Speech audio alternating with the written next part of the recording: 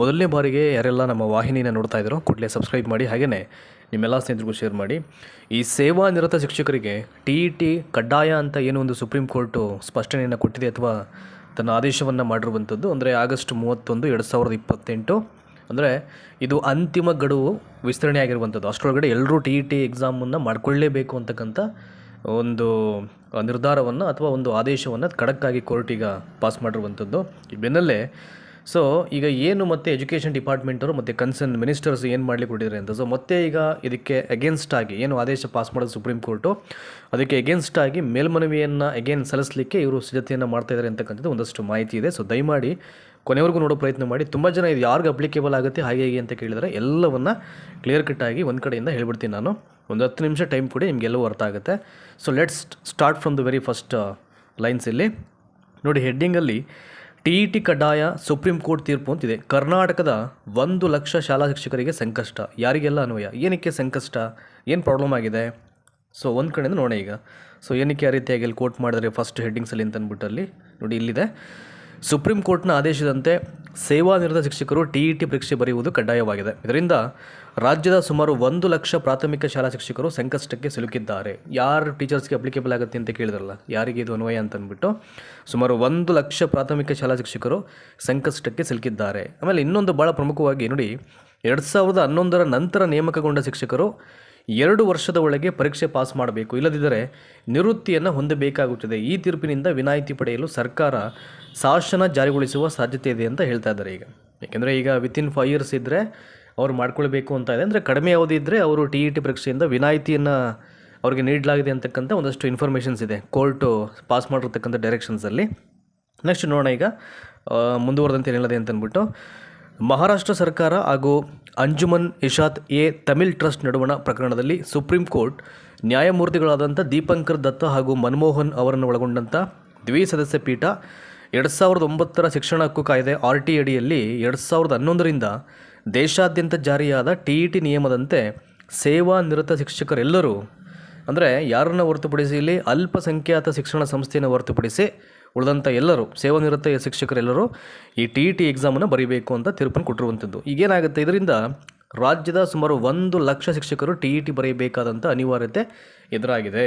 ಯಾಕೆ ನಮಗೆ ಈಗ ಈ ಒಂದು ಮಾನದಂಡವನ್ನು ಹೇರ್ತಾ ಇದ್ದಾರೆ? ನಮಗೆ ಇಷ್ಟು ವರ್ಷ ಎಕ್ಸ್ಪೀರಿಯೆನ್ಸ್ ಆದಮೇಲೆ ನಮ್ಮ ಅನುಭವವನ್ನೇ ಅವ್ರು ಕನ್ಸಿಡರ್ ಮಾಡ್ಬೋದಲ್ವಾ ಈ ಗುಣಮಟ್ಟದ ಶಿಕ್ಷಣಕ್ಕೆ ಸಂಬಂಧಪಟ್ಟ ಹಾಗೆ ಅಂತಕ್ಕಂಥದ್ದು ಒಂದು ಕಡೆ ಅವರು ವಾದ ಮಾಡ್ತಾ ಇರುವಂಥದ್ದು. ಆಮೇಲೆ ಹಿಂದೆ 2011ಕ್ಕಿಂತ ಮುಂಚೆ ಅಥವಾ RT ಕಾಯ್ದೆ ಅಂತ ನೀವೇನು ಹೇಳ್ತಾ ಇದ್ದೀರಾ, ಆ ಟೈಮಲ್ಲಿ ಏನು ರೂಲ್ಸ್ ರೆಗ್ಯುಲೇಷನ್ಸ್ ಇತ್ತು ಬೇಸ್ಡ್ ಆನ್ ನಾವೆಲ್ಲವೂ ಕೂಡ ಅಪಾಯಿಂಟ್ ಆಗಿರುವಂಥದ್ದು ಅಂತ ಅವರು ಇಲ್ಲಿ ವಾದವನ್ನು ಮಾಡ್ತಿರುವಂಥದ್ದು. ಶಿಕ್ಷಕರ ಸಂಘಟನೆ ಆಗಿರ್ಬೋದು, ಎಲ್ಲ ಶಿಕ್ಷಕರಾಗಿರ್ಬೋದು ಅವರೆಲ್ಲ. ನೆಕ್ಸ್ಟು, ಒಂದು ವೇಳೆ TET ಪರೀಕ್ಷೆಯನ್ನು ಎದುರಿಸಿದೆ ಸೇವೆಯಲ್ಲಿರುವ ಶಿಕ್ಷಕರು ಮುಂದಿನ 2 ವರ್ಷಗಳಲ್ಲಿ TETಯನ್ನು ಉತ್ತೀರ್ಣರಾಗಬೇಕು, ಇಲ್ಲವೇ ಸ್ವಯಂ ನಿವೃತ್ತಿ ಅಥವಾ ಕಡ್ಡಾಯ ನಿವೃತ್ತಿ ಎಲ್ಲ ಸೌಲಭ್ಯಗಳ ಸಹಿತ ಹೊಂದಬಹುದು ಅಂತ ಇಲ್ಲಿ ಹೇಳಿದ್ದಾರೆ ಇಲ್ಲಿ. ಏಕೆಂದರೆ ಫಸ್ಟ್ ಒಂದು ಸಲ ಒಂದು ಟೈಮ್ ಬಾಂಡಿಂಗ್ ಕೊಟ್ಟಿದ್ರು ಇಷ್ಟೊಳಗಡೆ ಕ್ಲಿಯರ್ ಮಾಡ್ಕೊಳ್ಬೇಕು ಅಂತ. ಅದಾದಮೇಲೆ ಸುಮಾರು 50ರಿಂದ 60 ಮರುಪರಿಶೀಲನೆ ಅರ್ಜಿಗಳು ಸುಪ್ರೀಂ ಕೋರ್ಟ್ಗೆ ಹೋಗುತ್ತೆ. ಮತ್ತು ಆ ಎಲ್ಲ ಅರ್ಜಿಯನ್ನು ರಿಜೆಕ್ಟ್ ಮಾಡಿ ಸುಪ್ರೀಂ ಕೋರ್ಟ್ ಮತ್ತೆ ಇನ್ನೊಂದು ಫೈನಲ್ ಡೆಡ್ಲೈನ್ ಕೊಟ್ಬಿಡುತ್ತೆ. ಈಗ ನಿಮಗೆಲ್ಲ ಗೊತ್ತಿದೆ 3 ಡೇಸ್ ಬ್ಯಾಕ್ ಏನು ಬಂದಿತ್ತು ಅಂತ ಅಂದ್ಬಿಟ್ಟು ಆಗಸ್ಟ್ 31, 2028 ಎಲ್ಲರೂ ಸೇವಾನಿರತ ಶಿಕ್ಷಕರು ಅಂತ ಯಾರಿದ್ದಾರೆ, ಯಾರು TET ಎಕ್ಸಾಮನ್ನು ಬರೆದು ಪಾಸ್ ಆಗದೇ ಅವರು ಸರ್ವಿಸ್ ಮಾಡ್ತಿದ್ದಾರೆ, ಅವ್ರು ಮಾಡ್ಕೊಳ್ಳೇಬೇಕು ಅಂತಕ್ಕಂಥ ಒಂದು ತೀರ್ಪನ್ನು ಪ್ರಕಟ ಮಾಡಿರುವಂಥದ್ದು.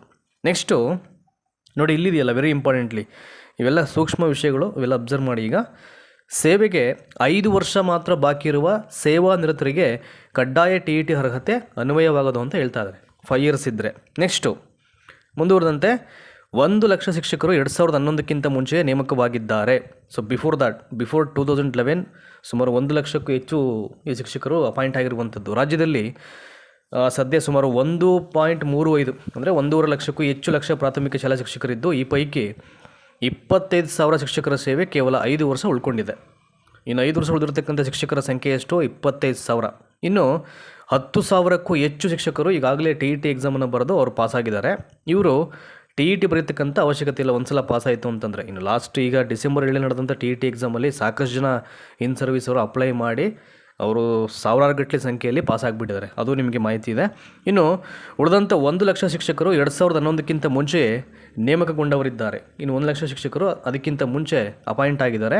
ಅಂದರೆ ಏನು ಅರ್ಥ ಆಯಿತು ನಿಮಗೆ? ನೋಡಿ, ಇಲ್ಲೊಂದಷ್ಟು ಇಸ್ವಿಗಳನ್ನು ಕೊಟ್ಟಿದ್ದಾರೆ ಇಲ್ಲಿ. ಅಂದರೆ 2008, 2005, 2001, 1997ರಲ್ಲಿ ನೇಮಕಗೊಂಡ 1,00,000 ಶಿಕ್ಷಕರಿಗೆ ಈಗ TET ನಡೆಸುವುದು ಎಷ್ಟು ಸರಿ ಎಂಬ ಗೊಂದಲ ಶಿಕ್ಷಕರು ಹಾಗೂ ಸರ್ಕಾರವನ್ನು ಕಾಡ್ತಾ ಇದೆ. ಇದರಿಂದಾಗಿ ಸುಪ್ರೀಂ ಕೋರ್ಟ್ ಆದೇಶದಿಂದ ವಿನಾಯಿತಿಗಾಗಿ ಶಾಸನ ಜಾರಿಗೊಳಿಸುವ ಒತ್ತಡ ಸರ್ಕಾರದ ಮೇಲೆ ಅಂತ ಹೇಳಿದೆ. ಈಗ ಸುಪ್ರೀಂ ಕೋರ್ಟ್ ಒಂದ್ಸಲ ಜಡ್ಜ್ಮೆಂಟ್ ಪಾಸ್ ಮಾಡ್ತು ಅಂದರೆ ಇವರು ಶಾಸನ ಹೇಗೆ ಮಾಡ್ತಾರೆ? ಈಗ ಅದಕ್ಕೆ ಎಗೇನ್ಸ್ಟ್ ಆಗಿ ಮೇಲ್ಮನವಿನ ಸಲ್ಲಿಸ್ಬೋದು. ನೆಕ್ಸ್ಟು ಪ್ರಕ್ರಿಯೆ ಏನು ಮಾಡಬೇಕು ಅದನ್ನು ಲಾಯರ್ ಮುಖಾಂತರವಾಗಿ ಮಾಡಬೇಕಾಗತ್ತೆ, ಒಂದು ಸಭೆಯನ್ನು ಕರೆದು ಡಿಸ್ಕಸ್ ಮಾಡಿ.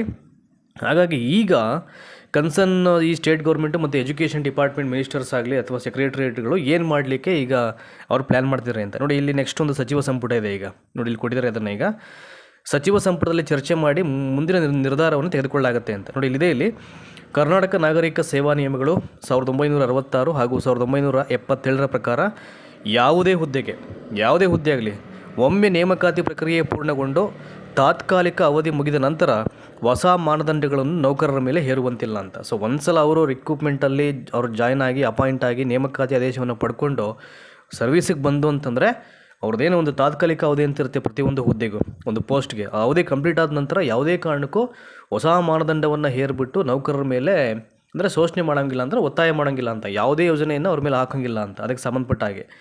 ಸೊ ಹೀಗಾಗಿ 2009ರ ನೋಡಿ ಇಲ್ಲಿ ಹೇಳಿದರೆ ಮುಂದೆ ಅದನ್ನು 2009ರ RT ಮತ್ತು 2011ರ TET ನಿಯಮವನ್ನು ಅದಕ್ಕೂ ಮೊದಲು ನೇಮಕಗೊಂಡ ನೌಕರರಿಗೆ ಹೇರುವುದು ಸರಿಯಲ್ಲ. ನಾವು ಅದಕ್ಕಿಂತ ಮುಂಚೆ ಹಾಕಿದ್ದೀವಿ, ನೇಮಕಾತಿ ಆಗಿದ್ದೀವಿ. ಸೊ ನಮಗೆ ಯಾಕೆ ಎಲ್ಲ ನಿಯಮಗಳನ್ನು ಹೇರ್ತಾ ಇದ್ದಾರೆ ನೀವು? ಇದು ಖಂಡಿತವಾಗಲೂ ಇದು ಸರಿಯಲ್ಲ ಅಂತ ಅವ್ರು ವಾದ ಮಾಡ್ತಾರೆ. ಆದ್ದರಿಂದ ರಾಜ್ಯದ 1,00,000 ಶಿಕ್ಷಕರಿಗೆ ಸುಪ್ರೀಂ ಕೋರ್ಟ್ ಆದೇಶದಿಂದ ವಿನಾಯಿತಿನ ನೀಡಿ ವಿಶೇಷ ನೇಮಕಾತಿ ಅಧಿನಿಯಮ ಸೇರ್ಪಡೆಗೆ ಶಾಸನ ತರುವಂತೆ ಕಾನೂನು ಇಲಾಖೆ ಸರ್ಕಾರಕ್ಕೆ ಸಲಹೆ ನೀಡಿದೆ ಎಂದು ತಿಳಿದು ಬಂದಿದೆ ಅಂತ ಹೇಳ್ತಾ ಇದ್ದಾರೆ. ನೆಕ್ಸ್ಟು ಸರ್ಕಾರ ಬರ್ತಕ್ಕಂಥ ಗುರುವಾರ ಒಂದು ಸಚಿವ ಸಂಪುಟ ಸಭೆ ಇದೆ, ಅಲ್ಲಿ ಡಿಸ್ಕಸ್ ಮಾಡಿ ನಾವು ಮುಂದಿನ ನಿರ್ಣಯವನ್ನು ತಗೊಳ್ತೀವಿ ಅಂತ ಹೇಳಿದ್ದಾರೆ. ಇದರ ಬೆನ್ನಲ್ಲೇ ಒಂದು ETV ಭಾರತ್ ಅಂತಕ್ಕಂಥ ಒಂದು ಚಾನಲಲ್ಲಿ ಒಂದು ಮೀಡಿಯಾದಲ್ಲಿ ಈಗ ಎಜುಕೇಷನ್ ಮಿನಿಸ್ಟರ್ ಕೂಡ ಮಾತಾಡಿದ್ದಾರೆ. ಸೊ ನಾವು ಎಗೇನ್ ಮತ್ತೆ ಮೇಲ್ಮನವಿ ಹೋಗ್ತೀವಿ. ಸುಮಾರು ಈಗ 1,00,000 ಶಿಕ್ಷಕರಿಗೆ TET ಎಕ್ಸಾಮ್ ಪಾಸ್ ಮಾಡಬೇಕು ಅಂದರೆ ಅದು ಸಮ್ವೇರ್ ಎಲ್ಲೋ ಒಂದು ಕಡೆ ಅದು ಸರಿ ಅಲ್ಲದೆ ಇರ್ಬೋದು. ಮತ್ತು ಇನ್ನೊಂದು ಕಡೆ ಒಂದು ಕ್ವಾಲಿಟಿ ಎಜುಕೇಷನ್ ಪ್ರೊವೈಡ್ ಮಾಡ್ತಕ್ಕಂಥ ನಿಟ್ಟಿನಲ್ಲಿ ಕೋರ್ಟ್ ಆ ರೀತಿಯಾದಂಥ ತೀರ್ಪನ್ನು ಕೊಟ್ಟಿರ್ಬೋದು. ಬಟ್ ಏನೇ ಆಗಲಿ ನಾವು ಮತ್ತೊಂದು ಸಲ ಅಂತೂ ಖಂಡಿತವಾಗಲೂ ಮೇಲ್ಮನವಿ ಹೋಗ್ತೀವಿ ಅಂತ ಅವರು ಮಾತಾಡಿದ್ದಾರೆ ಎಜುಕೇಷನ್ ಮಿನಿಸ್ಟ್ರು. ನೆಕ್ಸ್ಟ್ ನೋಡಿ ಇಲ್ಲಿ ಈ ಪ್ಯಾರಾಗ್ರಾಫಲ್ಲಿ ಆ್ಯಂಡ್ ಹಿಯರ್ ವಿ ಗೋ. ರಾಜ್ಯ ಸರ್ಕಾರ ಈ ವಿಚಾರವನ್ನು ಗಂಭೀರವಾಗಿ ಪರಿಗಣಿಸಿ ಸುಪ್ರೀಂ ಕೋರ್ಟ್ನ 3 ನ್ಯಾಯಮೂರ್ತಿಗಳಾದ ಪೀಠದ ಮುಂದೆ ಮೇಲ್ಮನವಿಯನ್ನು ಸಲ್ಲಿಸಬೇಕು ಎಂದು ಶಿಕ್ಷಣ ತಜ್ಞ ಪ್ರೊಫೆಸರ್ VP ನಿರಂಜನ್ ಆರಾಧ್ಯ ಅಭಿಪ್ರಾಯವನ್ನು ಇಲ್ಲಿ ಪಟ್ಟಿರುವಂಥದ್ದು. ನೆಕ್ಸ್ಟ್ ನೋಡಿ ಇಲ್ಲಿ ಇವರು ಹೇಳಿದ್ದಾರೆ. ಈಗ ಬಸವರಾಜ್ ಕುರಿಕಾರ್ ಅಂತಕ್ಕಂಥವರು ಅಧ್ಯಕ್ಷರು, ಅಖಿಲ ಭಾರತ ಪ್ರಾಥಮಿಕ ಶಾಲಾ ಶಿಕ್ಷಕರ ಒಕ್ಕೂಟದ ಮೇ ಬಿ ಅವರು ಅಧ್ಯಕ್ಷರಿರಬೇಕು. ಸುಪ್ರೀಂ ಕೋರ್ಟ್ ತೀರ್ಪಿನಿಂದ ದೇಶದ ಸುಮಾರು 30 ಲಕ್ಷಕ್ಕೂ ಅಧಿಕ ಶಿಕ್ಷಕರ ಸೇವಾ ಭದ್ರತೆ ಅನಿಶ್ಚಿತತೆಗೆ ದೂಡಲ್ಪಟ್ಟಿದೆ. TET ಕಡ್ಡಾಯವನ್ನು ಪ್ರಶ್ನೆ ಮಾಡಿ ಸುಪ್ರೀಂ ಕೋರ್ಟ್ನಲ್ಲಿ ಮೇಲ್ಮನವಿಯನ್ನು ಸಲ್ಲಿಸಲಾಗುವುದು ಅಂತ ಹೇಳ್ತಾ ಇದ್ದಾರೆ. ಖಂಡಿತವಾಗಲೂ ಅದು ಹೋಗುತ್ತೆ. ಇನ್ನು ಸರ್ಕಾರ ಮಾಡಿಲ್ಲ ಅಂದರೆ ಮೇ ಬಿ ಇವರು ಹೋಗ್ಬೋದು, ಅವಕಾಶಗಳಿದೆ ಮೇಲ್ಮನವಿಯನ್ನು ಸಲ್ಲಿಸಲಿಕ್ಕೆ. ಇನ್ನು ನೋಡಿ ಇವರು ಹೇಳಿದ್ದಾರೆ, ಚಂದ್ರಶೇಖರ ನುಗ್ಲಿ ಅವರು ಅಧ್ಯಕ್ಷರು, ರಾಜ್ಯ ಪ್ರಾಥಮಿಕ ಶಾಲಾ ಶಿಕ್ಷಕರ ಸಂಘದವರು. ಅವರು ಏನು ಹೇಳಿದರೆ ಇಲ್ಲಿ ಇದಕ್ಕೆ ಸಂಬಂಧಪಟ್ಟ ಹಾಗೆ, ಸುಪ್ರೀಂ ಕೋರ್ಟ್ ತೀರ್ಪು ಆಘಾತಕಾರಿಯಾಗಿದೆ. 25ರಿಂದ 30 ವರ್ಷ ಸೇವೆ ಸಲ್ಲಿಸಿರತಕ್ಕಂಥ ಶಿಕ್ಷಕರಿಗೆ ಈಗ TET ಎದುರಿಸುವಂತೆ ಹೇಳುವುದು ನ್ಯಾಯಸಮ್ಮತವಲ್ಲ. ಇದನ್ನು ನ್ಯಾಯಾಲಯಕ್ಕೆ ಮನವರಿಕೆ ಮಾಡಿಕೊಡ್ತಕ್ಕಂಥ ಜೊತೆಗೆ ಸೂಕ್ತ ಪರಿಹಾರ ಕಂಡುಕೊಳ್ಳಲು ಸರ್ಕಾರದೊಂದಿಗೆ ಚರ್ಚೆಯನ್ನು ನಾವು ನಡೆಸ್ತೀವಿ ಮುಂದಿನ ಅಂತಕ್ಕಂಥ ಮಾತನ್ನು ಚಂದ್ರಶೇಖರ್ ನುಗ್ಲಿ ಅವರು ಇಲ್ಲಿ ಹೇಳಿರುವಂಥದ್ದು. ಹಾಗಾಗಿ ಕಾದು ನೋಡಬೇಕು. ಈಗ ಮತ್ತೊಮ್ಮೆ ಮೇಲ್ಮನವಿ ಹೋಗ್ತಕ್ಕಂಥ ಚಾನ್ಸಸ್ ಬಹುತೇಕ ಇದೆ ಇಲ್ಲಿ. ಹಾಗಾಗಿ ಸಚಿವ ಸಂಪುಟ ಸಭೆಯಲ್ಲಿ ಇದಕ್ಕೆ ಯಾವೆಲ್ಲ ಇದಕ್ಕೆ ಪೂರಕವಾದಂಥ ವಿಚಾರಗಳು ಹೊರಗಡೆ ಬರುತ್ತೆ ಅಂತ. ಸೊ ವಿತಿನ್ ಫ್ಯೂ ಡೇಸ್ ಅಂದರೆ ಒಂದು 2-3 ದಿನ ಇದೆ, ಕಾದು ನೋಡಬೇಕು. ಅಲ್ಲಿ ಬಂದಂಥ ವಿಚಾರಗಳನ್ನು ಎಲ್ಲವನ್ನು ಅಗೇನ್ ನಮ್ಮ ವಾಹಿನಿ ಮುಖಾಂತರವಾಗಿ ನಿಮಗೆ ಹೇಳೋ ಪ್ರಯತ್ನ ಅಂತೂ ಇದ್ದೇ ಇರುತ್ತೆ. ಹಾಗಾಗಿ ದಯಮಾಡಿ ಕೀಪ್ ವಾಚಿಂಗ್ ಆಲ್ವೇಸ್, ಸಬ್ಸ್ಕ್ರೈಬ್ ಮಾಡಿ, ಕಂಟೆಂಟ್ ಇಷ್ಟ ಆಗಿರೋ ಎಲ್ಲರಿಗೂ ಶೇರ್ ಮಾಡಿ. ಮ್ಯಾಕ್ಸಿಮಮ್ ಈ ಇನ್ಫಾರ್ಮೇಷನ್ಸ್ ಎಲ್ಲರಿಗೂ ತಲುಪೋ ಹಾಗೆ ಮಾಡ್ತಕ್ಕಂಥ ಒಂದು ರೆಸ್ಪಾನ್ಸಿಬಿಲಿಟಿ ನಿಮಗಿರುತ್ತೆ. Thank you so much. Will be back again.